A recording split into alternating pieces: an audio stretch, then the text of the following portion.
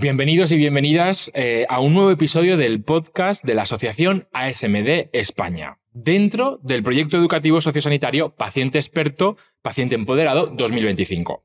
Pues en esta segunda temporada vamos a continuar indagando y aprendiendo de los distintos aspectos que rodean a esta enfermedad, que voy a intentar decirlo bien, que nos hemos estado practicando, déficit de la esfingomielinasa ácida. Y para eso, bueno, pues esta enfermedad que es ultra rara y se considera ultra rara, de origen genético y que requiere una atención clínica, pero también una inversión y un compromiso en la investigación. Pues para eso, hoy tenemos la suerte, y vamos a hablar un poco de eso, ¿no? De la investigación básica, del valor del conocimiento, por qué es importante los investigadores y por qué se tiene que investigar esta enfermedad, sobre todo qué impacto tiene en las personas que padecen o que tienen este diagnóstico, ¿no? Para ello, pues tenemos la suerte de estar con una invitada muy especial. Ella se llama Dolores Ledesma, es investigadora del CSIC, que es el principal organismo público que conocemos y que tenemos en España y es uno de los más relevantes en Europa, y se encarga específicamente justo de esta enfermedad, de investigar esta enfermedad. Entonces, bueno, vamos a hablar un poco del presente que tenemos hoy en día, del futuro de los retos, pero sobre todo darte la bienvenida y las gracias por estar aquí. Muchas gracias a ti, Pedro, por la invitación.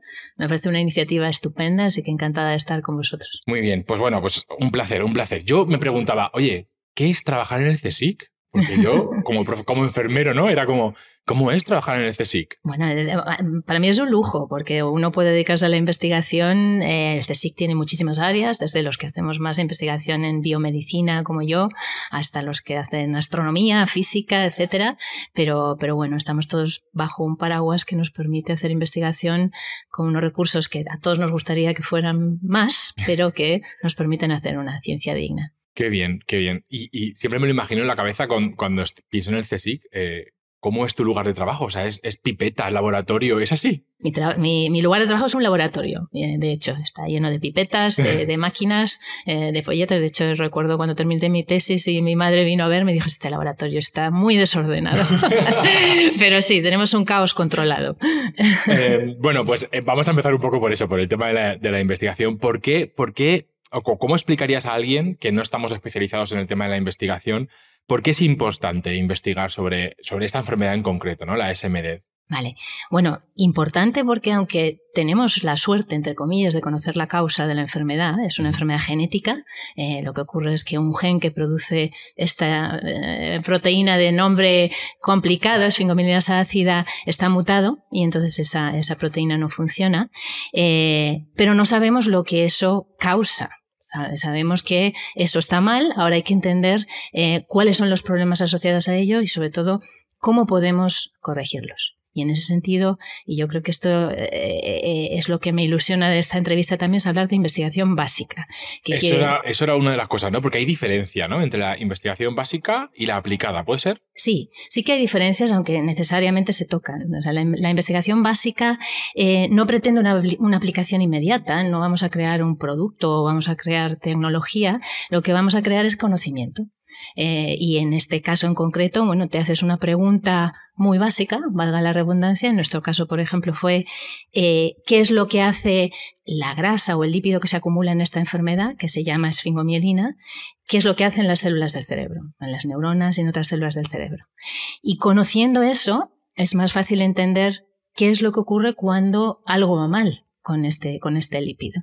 Y a partir de ahí es más fácil tratar de corregirlo. Así que la investigación básica es fundamental para que después a largo plazo o a corto plazo idealmente se pueda aplicar. Y cuando hablamos de la aplicada, ¿no? De esa investigación aplicada, ya es cuando pasas esa barrera, ¿no? Entiendo. O tienes una base donde partir y ya vas a algo más concreto. Exactamente. Yo la diferenciaría hay una investigación básica translacional que llamamos, que es la que se relaciona con enfermedades, porque hay preguntas muy básicas que no van a tocar nunca una enfermedad. En nuestro caso, esa primera pregunta, ¿qué es lo que hace esta grasa en el cerebro?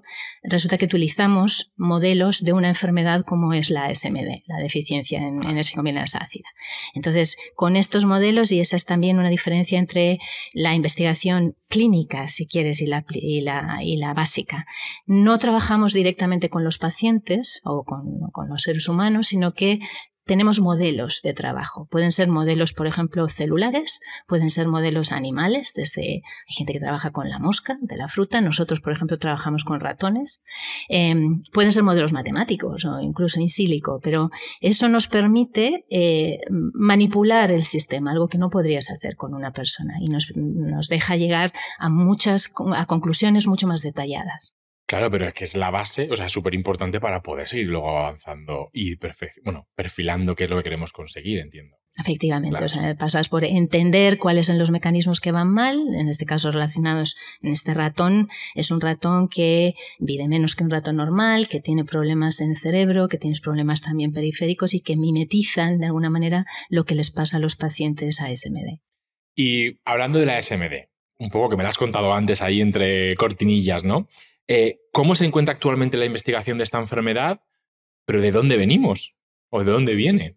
Bueno, yo creo que, como te decía, esta es una enfermedad que saber la causa, y esto fue hace ya casi 30 años, conocer la causa es muy importante, porque eso hay otras enfermedades, por ejemplo, si hablamos del Alzheimer, en la que todavía no conocemos la causa, y eso complica mucho más la investigación. Entonces, al conocer la causa, se generaron estos modelos, en concreto para SMD, el generar un ratón que no tiene este gen fue fundamental, y eso a lo largo de los últimos 25 años nos ha permitido entender cómo esta enfermedad afecta al hígado, al pulmón, al cerebro. Nos falta mucho por saber, pero ya hay un recorrido y ha sido la base para los posibles tratamientos que hoy se están barajando. O sea, qué curiosísimo. Es que me quedo como embobado un poco viendo a ver qué estará por venir, ¿no? Es como, ¿qué estará por venir? Bueno, vale, o sea, es bueno entender todo esto, ¿no? Pero, ¿cómo puede esta investigación básica que es tan necesaria, cómo puede mejorar el proceso de diagnóstico de una enfermedad, ¿no? Dar ese salto, porque claro, es verdad que nosotros, la sociedad, el paciente, ya nos llega de una manera, ya hay muchos años de estudio por detrás, ¿no? Mucho recorrido, muchos investigadores, mucho tiempo, mucho esfuerzo. Pero ¿cómo puede esta investigación básica mejorar esos procesos de diagnóstico precoz en esas enfermedades? Esto es importantísimo, porque es verdad, en cualquier enfermedad el diagnóstico es súper importante, pero en enfermedades raras todavía más, porque son enfermedades que a lo mejor un médico no ha visto nunca en la vida a un paciente de esta enfermedad. Entonces, llegar a un diagnóstico es dificilísimo y son años de media lo que cuesta llegar a diagnosticar. Entonces, la investigación básica puede contribuir, por ejemplo, en el laboratorio ahora estamos analizando sangre de pacientes, muestras de sangre, puedes analizar células para tratar de buscar marcadores que, por ejemplo, con un análisis de sangre te puedan decir esta es esta enfermedad y diferenciarla de otras. O incluso, eso ya idealmente, cuánta progresión tiene ya la enfermedad, o si empieza a haber tratamientos, cómo de bien va ese tratamiento, pues porque estos marcadores están subiendo o bajando en los niveles, por ejemplo, en sangre, de una manera no invasiva. Eso sería lo ideal. O sea, que hay muchos, realmente o sea, aquí un poco la participación de los pacientes ya se palpa, ¿no? Que vamos a hablar un poquito de eso, pero que es súper necesaria, entonces, por lo que ven. ¿Y qué papel juega esta investigación también, claro, para ese desarrollo de nuevos tratamientos? Porque también jugará un papel muy importante. Claro. Pues a mí la verdad es que me parece fascinante la historia del único tratamiento que hay para esta enfermedad hoy en día, que es lo que falta es este gen que produce esta enzima que se llama esfingomielinasa ácida, que es la que degrada esta grasa. Se empezó hace 25 años a trabajar en células y en ratones, este ratón que carece del gen, para tratar de saber si inyectando esta enzima de manera externa, esa enzima podía llegar a las células y corregir el defecto, algo que no se sabía y que no siempre ocurre. Una vez que eso se demostró en ratones y en células, eso ya empezó a ir a ensayos clínicos, y hace un año el primer tratamiento para esta enfermedad se ha aprobado tanto por la Agencia Europea del Medicamento como por la americana, y es una inyección intravenosa de esta enzima.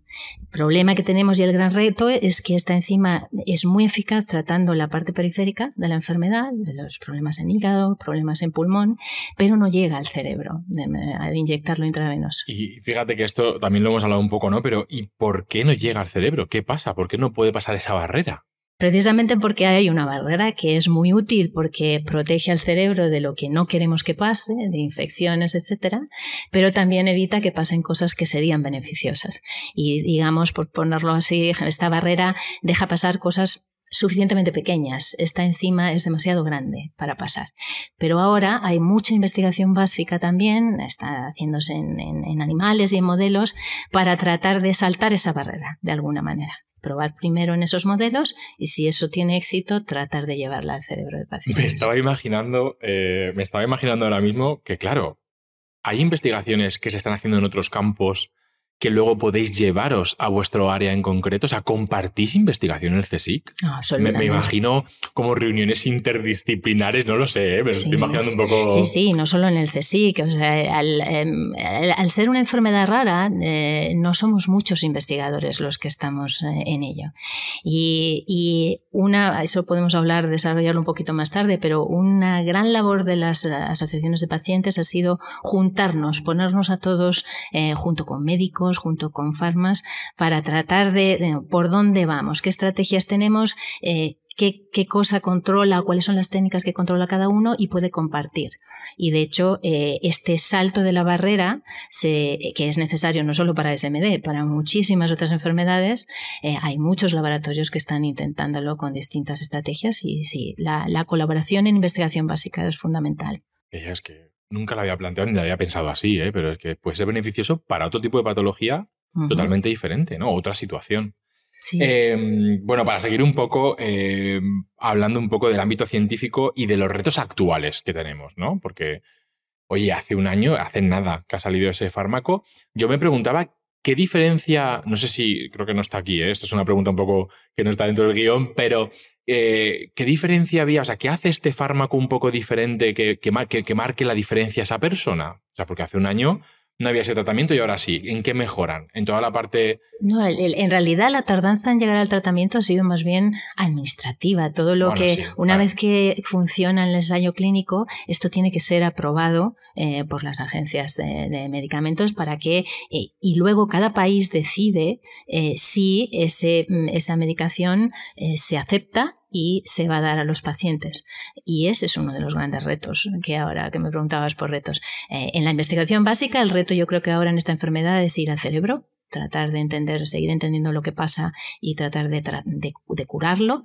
Pero en el ámbito de los tratamientos hace falta que los que lleguen, como es el caso de esta enzima intravenosa, llegue a todos los pacientes. Y eso no está pasando. Hay países en los que no está aprobado.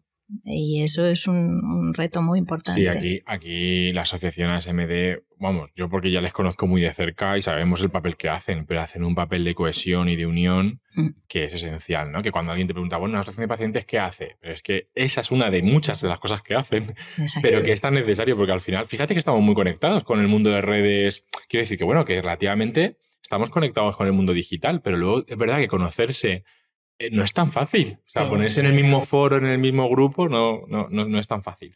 Además de este tipo de retos que has hablado de la investigación básica que tenemos fundamentales, ¿cómo afecta toda la parte de la falta de recursos económicos, de recursos humanos, de infraestructuras?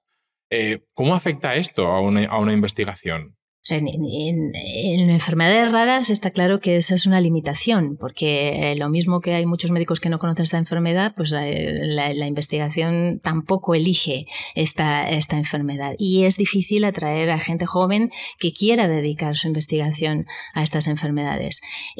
Nosotros tenemos un buen modelo de ratón, pero hay otras enfermedades raras que ni siquiera tienen buenos modelos, y eso es complicado. Los recursos son menores porque lógicamente hay menos gente afectada y entonces es más difícil conseguir recursos y que tenga visibilidad. Así que sí, esos son retos para enfermedades raras. Yo creo que en los últimos años se ha conseguido más concienciación. En el CSIC, por ejemplo, hay una red de enfermedades raras. Somos muchos grupos con tratando distintas enfermedades y hay mucha comunicación, pero esas son iniciativas de hace muy poquito, de hace pocos años. Así que yo creo que va por ahí y tratar de conseguir talento, investigadores jóvenes que quieran dedicarse a investigar estas enfermedades. Y hablando de talento, si habláramos de una situación ideal, una situación ideal, ¿cómo retenemos el talento? ¿Cómo hacemos atractiva la investigación? Sabemos cómo está afectando un poco lo que está ocurriendo en Estados Unidos, ¿no? Con el tema de los investigadores. Yo no sé si eso se está notando vosotros que estáis en vuestra comunidad. Entiendo que la comunidad científica, pues hombre, al final es una comunidad, eso, muchísimo más cerrada, ¿no? Mucho más cerrada, que sois menos, y que tenéis que estar al tanto de lo que está ocurriendo en otras partes del mundo, y toda la política que está teniendo en Estados Unidos de presupuestos y todo lo que está ocurriendo con este tema, ¿cómo está afectando aquí? ¿Cómo retenemos el talento aquí? ¿Cuál sería... Bueno, si tenemos que pedir la carta a los Reyes Magos, ¿no? Bueno, ¿cómo podría ser? Hombre, a ver, el talento en España lo tenemos y muchísimo. Investigadores jóvenes, yo he trabajado mucho tiempo en el extranjero y allí he coincidido también con investigadores españoles y las ganas y el talento no tenemos que envidiar a ningún otro país, está. El problema es que, claro, van pasando los años y esos investigadores necesitan una cierta estabilidad. Tampoco se piden sueldos maravillosos, pero sí sueldos que te permitan llevar una vida digna y sobre todo que haya una cierta estabilidad, una progresión en la que tú en cierto punto sepas, bueno, voy a ir avanzando y voy a poder vivir de esto toda la vida. Tenemos aún un cuello de botella para investigadores que a lo mejor hacen una tesis, hacen un postdoc fuera y se encuentran con 30 y tantos, 40 años que no pueden estabilizarse. Cambiar en ese momento de vida es muy complicado. O sea que la investigación básica es atractiva de por sí, no hace falta estimularnos porque vienen con muchas ganas, pero hay que hacerla viable. Y con respecto a lo de Estados Unidos y otros países, nosotros, por supuesto, que colaboramos internacionalmente, es una base para nuestro trabajo. Y sí, yo espero que la situación se calme o se mejore, porque sí que hemos notado, oye, yo tengo en particular un colaborador en California que teníamos previsto pedir un proyecto juntos y de momento está parado porque no se sabe si se va a dar financiación o no.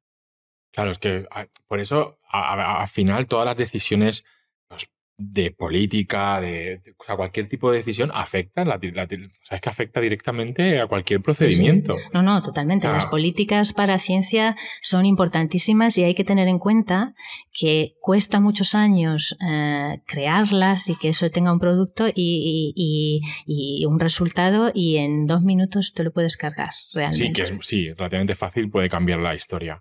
Me ha gustado lo del tema del talento porque venís como motivados, ¿no? Decías, bueno, es que eso está bien, o sea, me refiero que eso es positivo, encontrar gente que se dedique o que intente dedicarse o trabaje en lo que le gusta.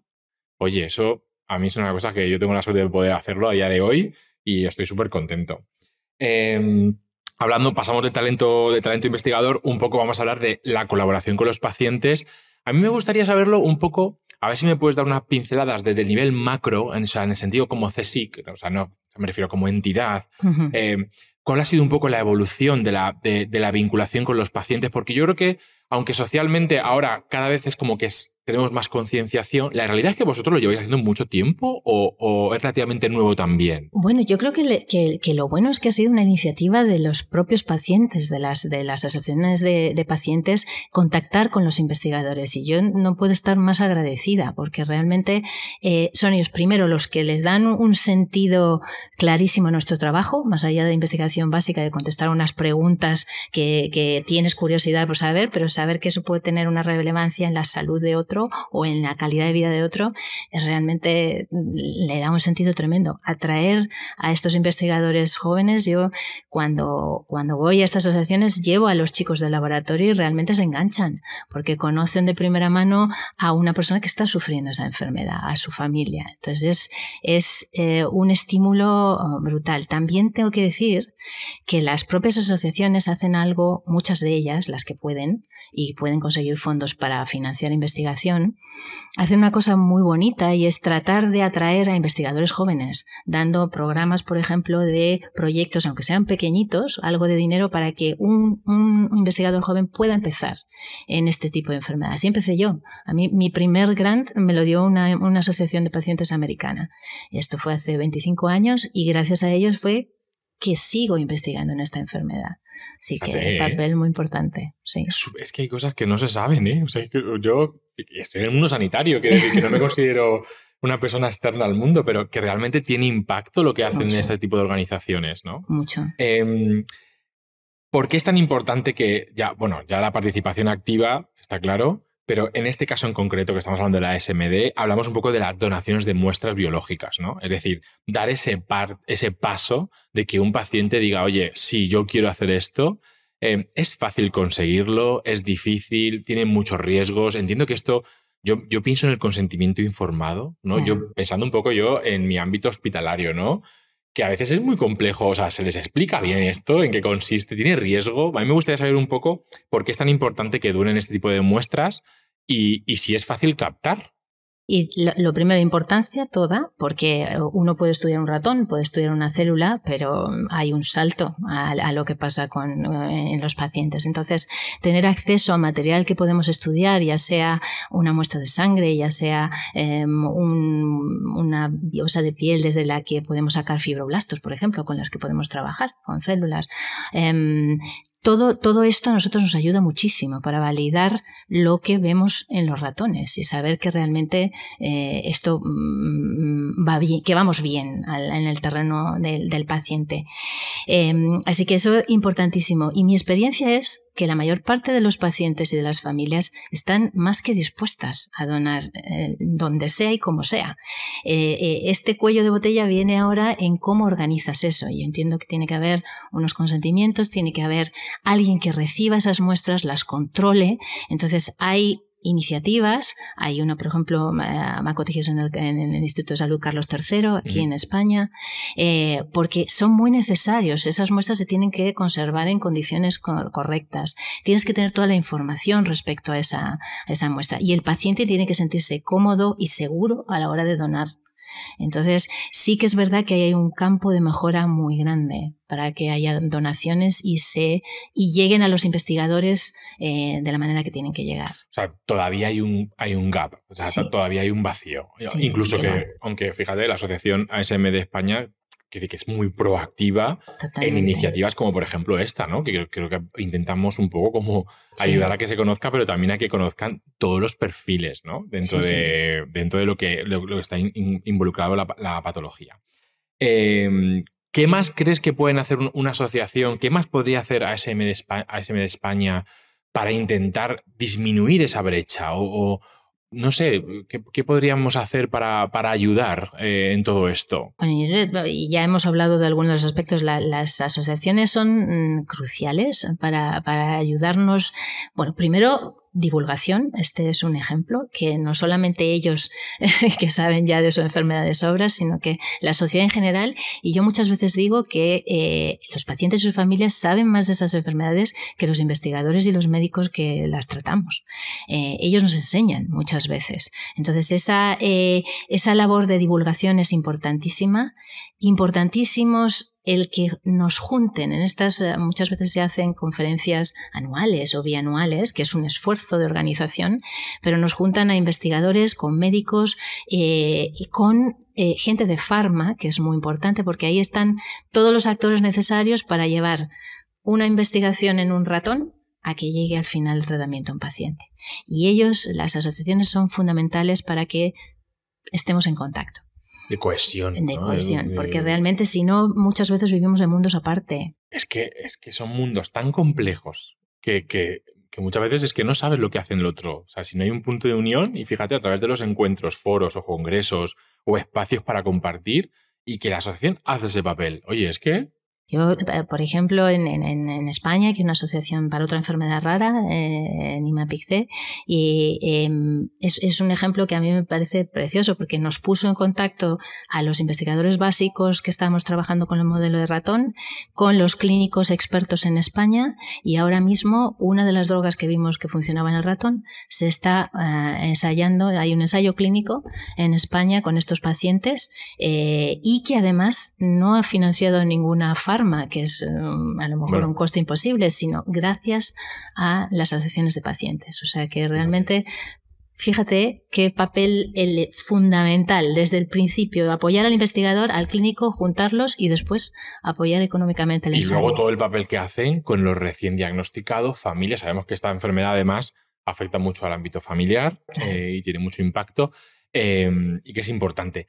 Yo pensando en la actualidad, esta pregunta te la tengo que hacer un poco a ver si me puedes decir, Estamos en una era de la inteligencia artificial, ¿no? Tenemos una era ahora mismo que esto es, cada 7 meses se actualizan prácticamente todos nuestros smartphones y todo lo que está por venir, que a veces asusta. Sí. ¿Va a ayudaros esto para agilizar o habéis empezado a implementar algo, no lo sé, algo que esto, bueno, acorte, ¿no? Esa distancia? Sí, yo siempre digo, a ver, asusta, es cierto, porque es un campo que a veces nos supera, pero está ahí y para ser bien usada. Y bien usada, por supuesto que va a ayudar. Y en el campo de las enfermedades raras, precisamente ya hay iniciativas en las que pueden facilitar, por ejemplo, a los médicos el saber diagnosticar una enfermedad rara de otra, diferente, agruparlas según los datos, que hay muchísimos datos ahí, pero desconectados. La inteligencia artificial puede unirlos, agruparlos de una manera coherente y ayudar muchísimo, por ejemplo, al diagnóstico.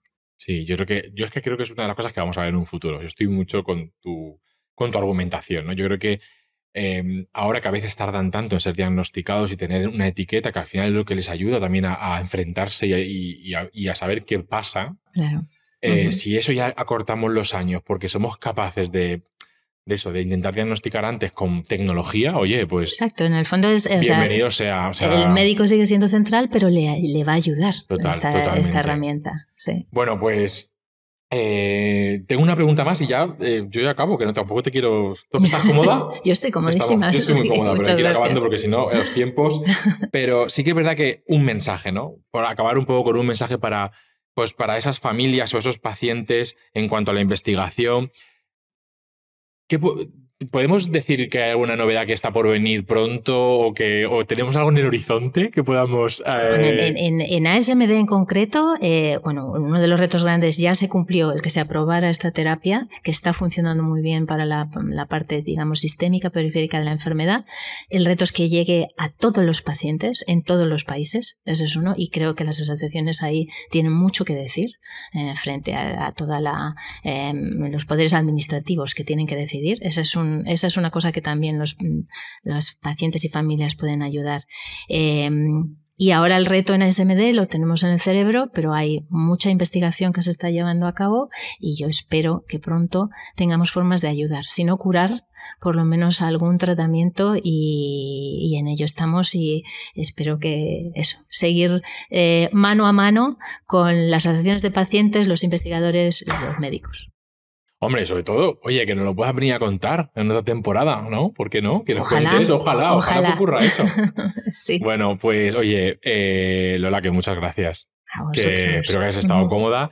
¿Y alguna cosa que quieras decir? Te dejo, si hay algo que tú quieras decir, es tu momento de oro, ¿no? Mi momento es dar las gracias a ti por esta entrevista y a la asociación ASMD en España, porque realmente en poco tiempo que llevan han hecho muchísimo y no solamente dentro de España, están ya metidos en foros internacionales. Esa es una cosa que sí que se me había olvidado comentar.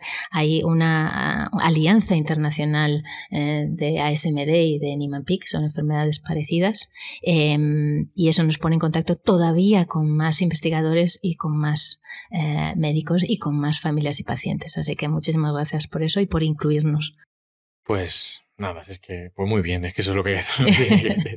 Bueno, pues hasta aquí el episodio de hoy. Queremos agradecer eso a Lola Ledesma por tu participación, por tu cercanía, pues bueno, por lo bien que lo explicas todo, súper ameno, súper tranquilo y por dar un poco de esperanza. Yo me voy con un poquito de esperanza. Siempre. Por descubrir un poco cómo trabajáis y lo que hacéis, lo importante que es unir a personas de diferentes categorías profesionales, pero hay que unir a personas y que esto la asociación lo hace muy bien. Así que bueno, seguir construyendo puentes para intentar descubrir nuevos tratamientos o nuevas maneras de erradicar o mejorar la calidad de vida de la gente, ¿no? Hoy nos hemos puesto el foco en el papel de la ciencia, ¿no? Hoy nos hemos dedicado un poco a la ciencia, a ver la parte de la investigación y en la importancia de apoyar, de visibilizar, de compartir todo lo que se está descubriendo y se está investigando en enfermedades raras y en concreto en ASMD.